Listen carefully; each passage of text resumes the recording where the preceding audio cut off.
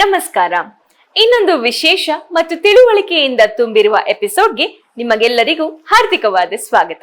ಇಂದು ನಾವು ಚರ್ಚಿಸಲು ಹೊರಟಿರುವ ವಿಷಯ ನಮ್ಮ ಜೀವನದ ಮೇಲೆ ನೇರವಾಗಿ ಪರಿಣಾಮ ಬೀರುವ ಒಂದು ಪ್ರಾಚೀನ ವಿಜ್ಞಾನ, ವಾಸ್ತುಶಾಸ್ತ್ರ. ಇದು ಕೇವಲ ನಂಬಿಕೆನಾ ಅಥವಾ ನಮ್ಮ ಆರೋಗ್ಯ, ಸಂಪತ್ತು ಮತ್ತು ಸಂಬಂಧಗಳ ಮೇಲೆ ಪರಿಣಾಮ ಬೀರುವ ವಿಜ್ಞಾನವೇ? ಈ ಎಲ್ಲ ಪ್ರಶ್ನೆಗಳಿಗೆ ಉತ್ತರ ಇವತ್ತಿನ ಎಪಿಸೋಡ್ ನಲ್ಲಿ ನಿಮಗೆ ಬೇಸಿಕ್ ರೀತಿಯಲ್ಲಿ ದೊರೆಯುತ್ತದೆ.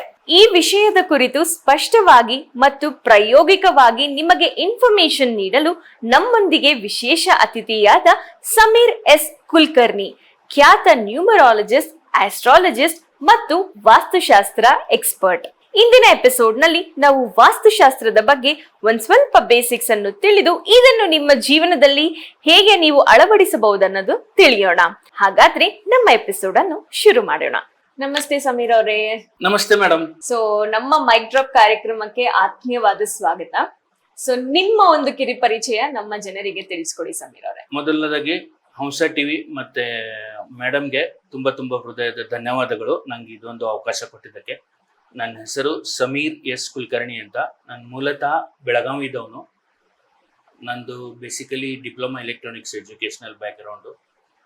ಬಟ್ ನಂತರ ಸ್ವಲ್ಪ ಎಕ್ಸ್ಪೀರಿಯನ್ಸ್ ಎಲ್ಲ ಆದಮೇಲೆ ಆನ್ಲೈನು, ಇವಾಗೆಲ್ಲ ಕೊರೋನಾ ಆದಮೇಲೆ ಆನ್ಲೈನೇ ಎಲ್ಲ. ಸೊ ಆನ್ಲೈನ್ ನಾನು ನ್ಯೂಮರಾಲಜಿ, ವೇದಿಕ್ ಆಸ್ಟ್ರಾಲಜಿ ಮತ್ತು ಪರ್ಟಿಕ್ಯುಲರ್ಲಿ ವಾಸ್ತುಶಾಸ್ತ್ರ, ಇದು ಭಾಳ ಡಿಮಾಂಡ್ ಇದೆ ಇವಾಗ ಇವನ್ ಇಂಜಿನಿಯರಿಂಗಲ್ಲೂ ಒಂದು ಸಬ್ಜೆಕ್ಟ್ ಇದೆ ಆನ್ ವಾಸ್ತುಶಾಸ್ತ್ರ. ಇವನ್ ಮೊದಲಿಂದ ಇರೋರು ಬಿಲ್ಡರ್ಸ್ ಕೂಡ, ಕನ್ಸ್ಟ್ರಕ್ಷನ್ ಲೆವೆಲಲ್ಲಿ ಇದ್ದವರು ಕೂಡ, ಅವರು ಕೂಡ ವಾಸ್ತುಶಾಸ್ತ್ರ ಕೋರ್ಸ್ ಸ್ವತಃ ಅವರೇ ಕಲ್ಕೊಂಡು ಎಲ್ಲ ಸರ್ವಿಸ್ ಅವರೇ ಕೊಡ್ತಾರೆ. ಸೊ ನಾನು ಇದು ಕಲ್ಕೊಂಡು ಇವಾಗ ಪ್ರಾಕ್ಟೀಸ್ ಮಾಡ್ತಿದ್ದೀನಿ. ಇದರ ಬಗ್ಗೆ ನಾನು ನ್ಯೂಮರಾಲಜಿ ಮತ್ತು ವಾಸ್ತುಶಾಸ್ತ್ರ ಕ್ಲಾಸಸ್ಸು ಕಂಡಕ್ಟ್ ಮಾಡ್ತಿದ್ದೀನಿ. ಯಾರಿಗೆ ಬೇಕೋ ಅವರು ನಮ್ಮ ಟಿವಿ ಚಾನೆಲ್ ಮುಖಾಂತರ ಅಥವಾ ನನಗೆ ಸಂಪರ್ಕ ಮಾಡಬಹುದು.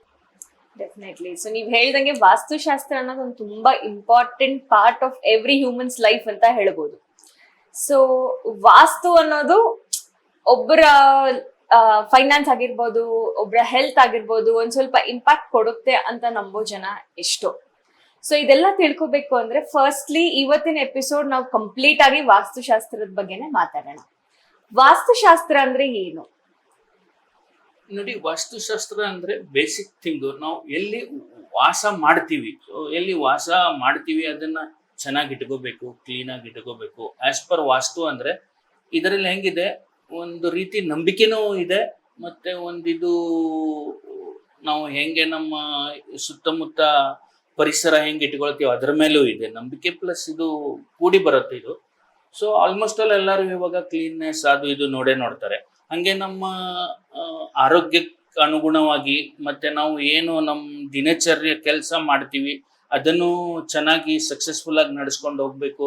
ನಮಗೆ ಬರೋ ಲಕ್ಷ್ಮಿ ಅಂದ್ರೆ ಫೈನಾನ್ಸ್ ಬಗ್ಗೆನೂ ಚೆನ್ನಾಗಿ ನಮ್ದು ಇಂಪ್ರೂವ್ಮೆಂಟ್, ಅಭಿವೃದ್ಧಿ ಆಗ್ಬೇಕಂದ್ರೆ ಸೊ ನಾವು ಇದನ್ನ ಚೆನ್ನಾಗಿ ಅಳವಡಿಸ್ಕೊಂಡು ನಮ್ಮ ಜೀವನದಲ್ಲಿ ಆ ಪ್ರಕಾರ ನಮ್ಮ ಹಿಂದೂ ಸಂಪ್ರದಾಯ ಪ್ರಕಾರನೇ ವಾಸ್ತುಶಾಸ್ತ್ರ ಅಳವಡಿಸ್ಕೊಂಡು ಹೋದ್ರೆ ಇದು ಬರೀ ಮನೆಗೆ ಅಷ್ಟೇ ಅಲ್ಲ, ಆಕ್ಚುಲಿ ಕಮರ್ಷಿಯಲ್ ಕಾಂಪ್ಲೆಕ್ಸಸ್ ಇವಾಗ ನಿಮ್ಮ ತರ ಕಮರ್ಷಿಯಲ್ ಕಾಂಪ್ಲೆಕ್ಸ್ ಟಿವಿ ಚಾನಲ್ಗೂ ಆಯ್ತು, ಮೇನ್ ಓನರ್ ಎಲ್ಲಿ ಕೂತ್ಕೊಳ್ತಾರೆ, ಎಡಿಟರ್ ಎಲ್ಲಿ ಕೂತ್ಕೊಳ್ತಾರೆ, ರಿಪೋರ್ಟರಿಂಗ್ ಮಾಡೋರು ಎಲ್ಲಿ ಕೂತ್ಕೊಳ್ತಾರೆ, ಪರ್ಟಿಕ್ಯುಲರ್ಲಿ ಮಾರ್ಕೆಟಿಂಗ್ ಇರುತ್ತೆ ನಿಮ್ಮ ಇದರಲ್ಲೂ. ಮಾರ್ಕೆಟಿಂಗ್ ಅಂದ್ರೆ ಲಕ್ಷ್ಮಿ ಆದಾಯ ನಿಮ್ಗೆ.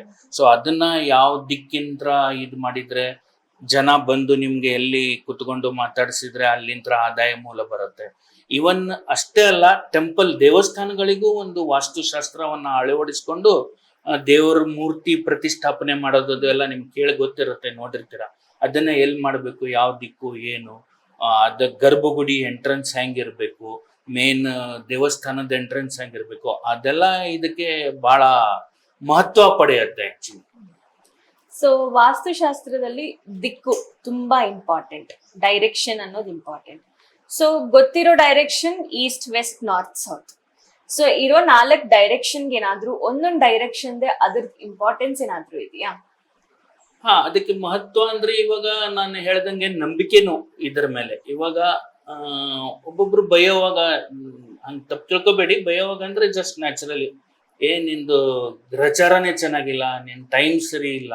ಸೊ ಅದು ಹೆಂಗಿರುತ್ತೆ, ನಮ್ಮ ರಾಶಿ ಇದ್ರ ಮೇಲೆ ಕೂಡ ಇದು ಸ್ವಲ್ಪ ಸಂಬಂಧಪಟ್ಟಿರುತ್ತೆ. ಒಬ್ಬೊಬ್ರು ಹೇಳ್ತಾರೆ ಕೇರ್ಲೆಸ್ ಇದ್ದವರು, ನಂಗೆ ಏನಾಗಲ್ಲ ಬಿಡು, ನಮ್ಗೇನಾಗಲ್ಲ ಬಿಡು, ಬಟ್ ಹಂಗಿಲ್ಲ. ಇದು ಹಂಗೆ ಸ್ಟಡಿ ಮಾಡಿ ನೋಡಿದ್ರೆ ಇಟ್ ಈಸ್ ವೆರಿ ಇಂಪಾರ್ಟೆಂಟ್, ಬಹಳ ಮಹತ್ವ ನಮ್ಮ ಜೀವನದಲ್ಲಿ. ಸೊ ನಾನು ಹೇಳ್ದಂಗೆ ಆರೋಗ್ಯ ಮೇಲೂ ಏನಾದರೂ ಪರಿಣಾಮ ಬೀರ್ಬೋದು, ಲೇಡೀಸ್ ಆಗಲಿ ಜೆಂಟ್ಸ್ ಆಗಲಿ. ಸೊ ಅದಕ್ಕೆ ಇದರಲ್ಲಿ ವಾಸ್ತು ಪುರುಷನ ಅಂತ ಇಂಪಾರ್ಟೆಂಟ್. ಮೇನ್ ನಾವು ಜಾಗ ಖರೀದಿ ಮಾಡಿ ಕನ್ಸ್ಟ್ರಕ್ಷನ್ ಮಾಡೋ ಟೈಮಲ್ಲಿ ವಾಸ್ತು ಪುರುಷ ಅಂದ್ರೆ ನಮ್ಮ ಮೇನ್ ಪರ್ಸನ್, ನಮ್ಮ ಫ್ಯಾಮಿಲಿ ಮೇನ್ ಪರ್ಸನ್, ಅವ್ರ ಮೇಲೂ ಇಂಪ್ಯಾಕ್ಟ್ ಆಗುತ್ತೆ ಅದು. ಸೊ ಈ ತರ ಎಲ್ಲ ಕಂಬೈನ್ ಮಾಡಿ ನೋಡಿದಾಗ ಇಟ್ ಈಸ್ ವೆರಿ ಯೂಸ್ಫುಲ್. ಇವಾಗಿನ ಕಾಲದಲ್ಲಿ ಒಬ್ಬೊಬ್ರು ಮಾಡ್ತಾರೆ, ಬಟ್ ಹೆಂಗೆಂಗೋ ಏನೇನೋ, ಅಥವಾ ಯಾರೋ ಒಬ್ರು ಸಿವಿಲ್ ಇಂಜಿನಿಯರ್ ಸುಮ್ಮನೆ ಈ ದಿಕ್ಕಲ್ಲಿ ಇದ್ ಮಾಡಿ, ಈ ದಿಕ್ಕಲ್ಲಿ ಕಿಚನ್ ಮಾಡಿ, ಈ ದಿಕ್ಕಲ್ಲಿ ಬೆಡ್ರೂಮ್ ಮಾಡಿ, ಹಂಗೆಲ್ಲ ಮಾಡಬಾರ್ದು. ಕರೆಕ್ಟಾಗಿ ಐಡಿಯಾ ತಗೊಂಡು ಕರೆಕ್ಟಾಗಿ ಯಾವ ದಿಕ್ಕಲ್ಲೇ ಎಂಟ್ರೆನ್ಸ್ ಇರಬೇಕು. ಈವನ್ ಮನೆಯಲ್ಲೂ ಕೂಡ ದೇವ್ರ ಕೋಣೆ ಅಂತ ಇರುತ್ತೆ, ಅದು ಹೆಂಗೆ ಯಾವ ದಿಕ್ಕಲ್ಲಿ ಕೂತ್ಕೊಂಡು ಪೂಜೆ ಪುನಸ್ಕಾರ. ಇವನ್ ಅಡುಗೆನೂ ಕೂಡ, ಇವನ್ ಅಡುಗೆ ಮನೆಯಲ್ಲಿ ನೀರು ಬರೋದು ಹೋಗೋದು, ಕುಡಿಯೋ ನೀರು, ಸೊ ಯೂಸ್ ಮಾಡೋ ನೀರು, ಇದು ಬಹಳ ಮಹತ್ವ ಪಡೆದುಕೊಳ್ಳುತ್ತೆ ಡೈಲಿ ನಮ್ಮ ದಿನಚರ್ಯದಲ್ಲಿ. ಸಮೀರ್ ಅವ್ರೆ, ಈಗಲೇ ನೋಡೋದಾದ್ರೆ ನೀವು ಜನರಲ್ ಇಂಟ್ರೊಡಕ್ಷನ್ ವಾಸ್ತು ಅಂದ್ರೆ ಏನು ಮತ್ತೆ ಡೈರೆಕ್ಷನ್ಸ್ ಏನು ಅನ್ನೋದು ಬೇಸಿಕ್ ಡೀಟೇಲ್ ತಿಳಿಸಿದ್ರಿ. ಇವಾಗ ಫಸ್ಟ್ ಕ್ವೆಶ್ಚನ್ ಏನು ಅಂದ್ರೆ, ಕಾಮನ್ ಮಿಸ್ಟೇಕ್ಸ್ ಗೊತ್ತಿಲ್ದೆ ಅವ್ರಿಗೆ ನಾಲೆಜ್ ಇರೋದಿಲ್ಲ. ಎಲ್ಲರೂ ಅವ್ರವ್ರ ಲೈಫಲ್ಲಿ ಬಿಸಿ ಇರ್ತಾರೆ, ಮನೆ ಏನೋ ಇಟ್ಕೋಬೇಕು, ಕ್ಲೀನ್ ಆಗಿ ಇಟ್ಕೊಂಡಿರ್ತೀವಿ ಅಷ್ಟೇ. ಬಟ್ ಟೆಕ್ನಿಕ್ಯಾಲಿಟೀಸ್ ಅಂಡ್ ಡೀಪ್ ಆಗಿ ಹೋದ್ರೆ ಏನಾದ್ರೂ ಒಂಚೂರು ಚೇಂಜಸ್ ಮಾಡಿದಾಗ ಹೆಲ್ತ್ಗಾಗಿರ್ಬೋದು, ವೆಲ್ತ್ಗಾಗಿರ್ಬೋದು, ಫಿನಾನ್ಸಸ್ ಆಗಿರ್ಬೋದು, ಅವ್ರ ಲೈಫ್ ಸ್ಟೈಲ್ಗೆ ಏನಾದ್ರೂ ಚೇಂಜಸ್ ಆಗುತ್ತಾ ಅಂತ ಮಿಸ್ಟೇಕ್ಸ್ ಏನಾದ್ರೂ ಇದ್ರೆ ಅದನ್ನ ಹೇಳಿದ್ರೆ ಯಾರಾದ್ರೂ ಅದನ್ನ ನೋಡಿ ಚೇಂಜ್ ಮಾಡೋರು ಎಷ್ಟೋ ಜನ ಇರಬಹುದು. ಸೊ ಕಾಮನ್ ಮಿಸ್ಟೇಕ್ಸ್ ಏನಿದೆ ವಾಸ್ತುವಲ್ಲಿ? ಇವಾಗ ವಾಸ್ತು ಪ್ರಕಾರ, ನಮ್ಮ ಹಿಂದೂ ಪದ್ಧತಿ ಪ್ರಕಾರ, ವಾಸ್ತು ಪ್ರಕಾರ ನೋಡಿದ್ರೆ ಎಂಟ್ರೆನ್ಸ್ ಹಾಲ್ ಹಿಡ್ಕೊಂಡು ಮನೆಯಲ್ಲಿ ಏನು ನಾವು ಪ್ರವೇಶ ದ್ವಾರ ಅಂತೀವಲ್ಲ, ಅದನ್ನೆಲ್ಲ ಕರೆಕ್ಟಾಗಿ ಅಚ್ಚುಕಟ್ಟಾಗಿ ನಮ್ಮ ಗ್ರಹಗತಿಗಳ ಮೇಲೆ ಅವಲಂಬಿಸಿ ಯಾವ ದಿಕ್ಕಲ್ಲಿ ಏನೇನು ಇರಬೇಕು ಅಂದರೆ, ಪ್ರವೇಶ ದ್ವಾರ ಹಿಡ್ಕೊಂಡು ಬೆಡ್ರೂಮು, ದೇವ್ರ ಕೋಣೆ, ಇವನ್ ಅಡುಗೆ ಮನೆ, ಸೊ ಇವನ್ ಹಾಲಲ್ಲಿ ಕೆಲವೊಂದು ಸಾಮಾನುಗಳು ಅಂದರೆ ಸೋಫಾ ಸೆಟ್ಟು, ಇವನ್ ಬೆಡ್ರೂಮಲ್ಲಿ ಬೆಡ್ಡು, ಬ್ಯೂರೋ ಎಲ್ಲ ಇಟ್ಟಿರ್ತಾರೆ ಬೆಡ್ರೂಮಲ್ಲಿ, ಮ್ಯಾಕ್ಸಿಮಮ್ ಯಾರು ಹಾಲಲ್ಲಿ ಇಡಲ್ಲ. ಸೊ ಅದನ್ನೆಲ್ಲ ಪರ್ಟಿಕ್ಯುಲರ್ಲಿ ಆ ದಿಕ್ಕುಗಳನ್ನು ಸೂಚಿಸುವಂಥ ಮೂಲೆಯಲ್ಲಿ ಅಥವಾ ಆ ಜಾಗದಲ್ಲಿ ಇಟ್ಟರೆ ಒಂದು ಆ ಮನೆಯಲ್ಲಿ ವಾಸಿಸೋ ಹೆಣ್ಮಗಳಾಗಲಿ ಜೆಂಟ್ಸ್ ಆಗಲಿ, ಮೇನ್ ಕಾರ್ಯಕರ್ತರಾಗಲಿ, ಅಂದರೆ ಮೇನ್ ವಾಸ್ತು ಪುರುಷ ಏನಂತೀವಲ್ಲ, ಮೇನ್ ಇನ್ಕಮ್ ಸೋರ್ಸ್ ಇರೋರು, ಅವ್ರಿಗೆ ಇವನ್ ಮಕ್ಕಳಿಗೂ ಏನು ಮ್ಯಾಕ್ಸಿಮಮ್ ಏನು ತೊಂದರೆ, ಅತಿ ಹೆಚ್ಚೇನು ತೊಂದರೆ ಆಗೋದೇ ಇಲ್ಲ. ಸೊ ಆ ಪ್ರಕಾರನೇ ನಡ್ಕೊಂಡು ಹೋದ್ರೆ ಒಂದು ಒಳ್ಳೇದಂತ ಒಂದು ಅನಿಸಿಕೆ. ಇವನ್ ಎಲ್ಲರದು ಇವಾಗ ನೋಡಿದ್ದಾರೆ, ಬಹಳ ಕಡೆ ಕೇಳಿದ್ದಾರೆ. ಪರ್ಟಿಕ್ಯುಲರ್ಲಿ ಇಂಡಿವಿಜುವಲ್ ಬಿಲ್ಡಿಂಗ್ ಬದಲು ಅಪಾರ್ಟ್ಮೆಂಟ್ಸ್ ಅಲ್ಲಿ, ಫ್ಲಾಟ್ಸ್ ಅಲ್ಲಿ ಬಿಲ್ಡರ್ ಏನೋ ಒಂದ್ ಕಡೆ ಮಾಡ್ಬಿಟ್ಟಿರ್ತಾರೆ. ಅದು ತಪ್ಪಂತ ಹೇಳಲ್ಲ, ಅವ್ರ ನಾಲೆಜ್ ಪ್ರಕಾರ ಅವರು ಯಾರ್ದೋ ಒಂದು ಗೈಡೆನ್ಸ್ ತಗೊಂಡು ಮಾಡಿರ್ತಾರೆ. ಅವರು ದೇವ್ರ ಕೋಣೆ ಪರ್ಟಿಕ್ಯುಲರ್ಲಿ ಕಿಚನ್ ಹಾಲಲ್ಲೇ ಮಾಡಿ, ಹಾಲಲ್ಲೇ ಇದು ಮಾಡಿರ್ತಾರೆ, ಪಾರ್ಟಿಷನ್ ತರ ಮಾಡಿ. ಆಕ್ಚುಲಿ ಹಂಗೆ ಅದು ಮ್ಯಾಕ್ಸಿಮಮ್ ಆದಷ್ಟು ಮಾಡಬಾರ್ದು ಅಂತ ನಂದೊಂದು ನಮ್ಮ ವೀಕ್ಷಕರಿಗೆ ಒಂದು ವಿನಂತಿ ಮತ್ತೆ ಒಂದದು ಅಡ್ವೈಸ್ ಅಂತಂದ್ರೂ ಕೂಡ ಪರವಾಗಿಲ್ಲ, ಅದನ್ನ ಚೇಂಜಸ್ ಮಾಡಬೇಕು ಬಿಲ್ಡರ್ಸ್. ಸಮೀರ್ ಅವರೇ, ಇವಾಗ ಈ modern technology, modern life style ಅಲ್ಲಿ ಒಂದ್ ಕಾಮನ್ ಫ್ಯಾಕ್ಟರ್ ಕೋವಿಡ್ ಆದ್ಮೇಲೆ ಗಮನಿಸಿದ್ರೆ work from home. So maximum companies ಆಗಿರ್ಬೋದು, ಬಿಸ್ನೆಸಸ್ ಆಗಿರ್ಬೋದು, ವರ್ಕ್ ಫ್ರಮ್ ಹೋಮ್ ಇಂದ ಮಾಡ್ಯೂಲ್ ಇಂದಾನೆ ನಡೀತಿದೆ. ಸೊ ಇಂಥವರಿಗೆ ಯಾವ ಡೈರೆಕ್ಷನ್ ಅಲ್ಲಿ ಕುತ್ಕೊಂಡು ಕೆಲಸ ಮಾಡ್ಬೇಕು, ಯಾವ ಡೈರೆಕ್ಷನ್ ಅಲ್ಲಿ ಅವರು ಇದ್ದು ಕೆಲಸ ಮಾಡಿದ್ರೆ ಅವ್ರ ಪರ್ಫಾರ್ಮೆನ್ಸ್ ಆಗಿರ್ಬೋದು, ಅವರಿಗೆ ಸ್ಯಾಲರಿ ಹೈಕ್ಸ್ ಆಗಿರ್ಬೋದು, ಪ್ರಮೋಷನ್ಸ್ ಆಗಿರ್ಬೋದು, ಇಲ್ಲ ಬಿಸ್ನೆಸ್ ಅವರಿಗೆ ಬಿಸ್ನೆಸ್ ಗ್ರೋತ್ ಆಗಿರ್ಬಹುದು, ಅದಕ್ಕೆ ಏನಾದ್ರೂ ಒಂದು ಸ್ಪೆಸಿಫಿಕ್ ಡೈರೆಕ್ಷನ್ ಇದ್ರೆ ನಮ್ ವ್ಯೂವರ್ಸ್ ತಿಳಿಸಿದೀವಿ ಸಮೀರ್ ಅವರೇ. ಸರಿ, ಇದು ಆಕ್ಚುಲಿ ಒಳ್ಳೆ ಪ್ರಶ್ನೆ ಅಂತ ಹೇಳ್ಬೋದು.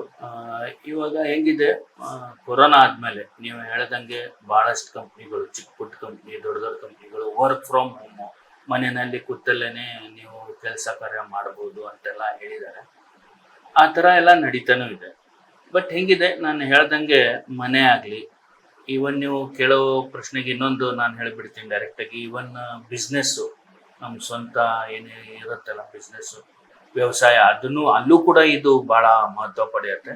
ಸೊ ಎಲ್ಲದಕ್ಕೂ ಒಂದು ದಿಕ್ಕು ಮೂಲೆ ಅಂತ ಇದ್ದೇ ಇರುತ್ತೆ. ನಮ್ಮ ಗ್ರಹಗತಿ ದೋಷ ಪ್ರಕಾರ ಪರ್ಟಿಕ್ಯುಲರ್ಲಿ ಒಬ್ಬ ಮನುಷ್ಯನಿಗೆ ಈ ರಾಶಿದವಂಗೆ ಈ ಮೂಲೆ.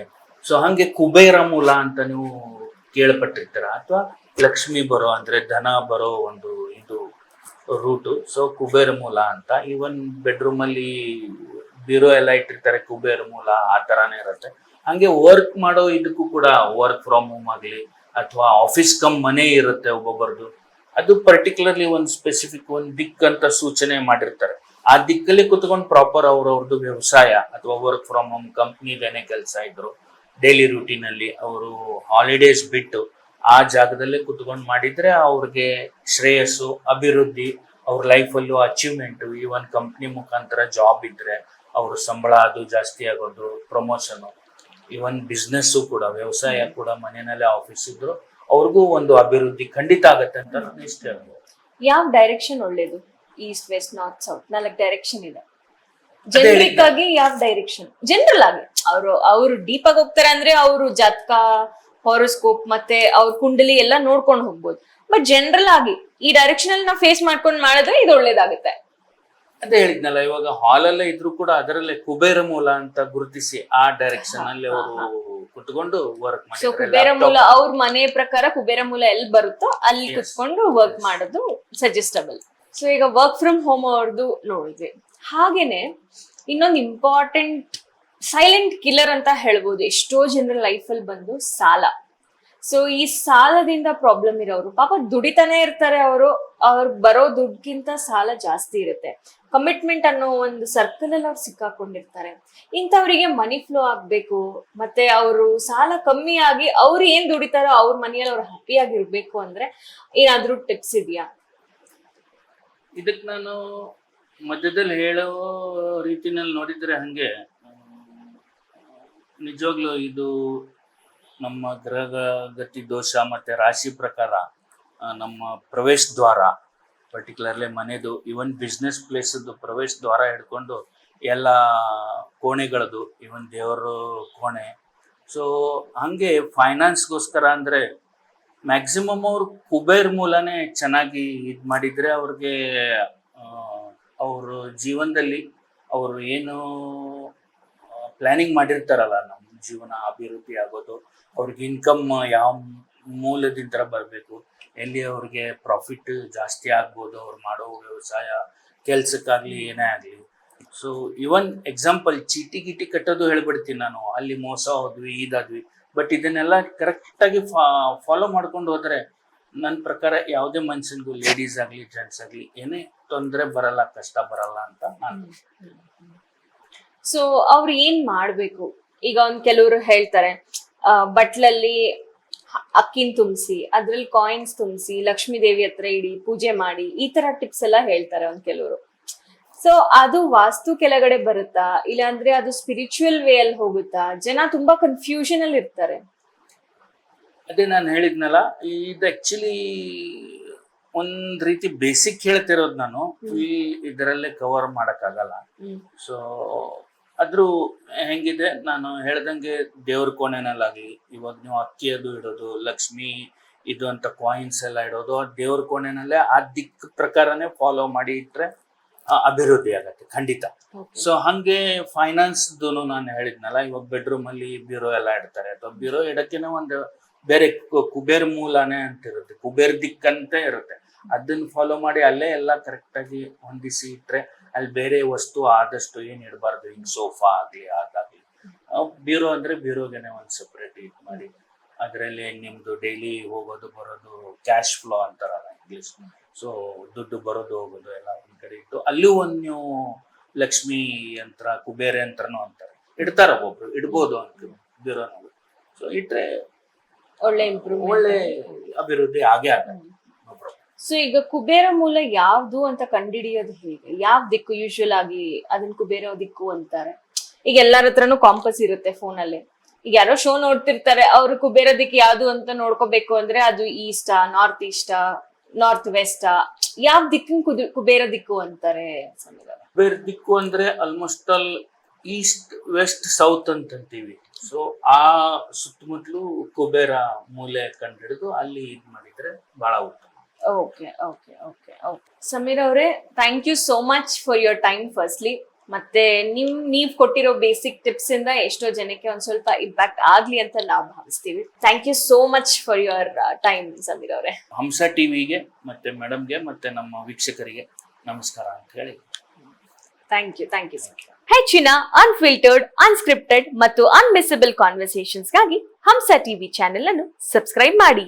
ಮುಂದಿನ ಸಂಚಿಕೆಯಲ್ಲಿ ಮತ್ತೆ ಭೇಟಿಯಾಗೋಣ. ನಮಸ್ಕಾರ.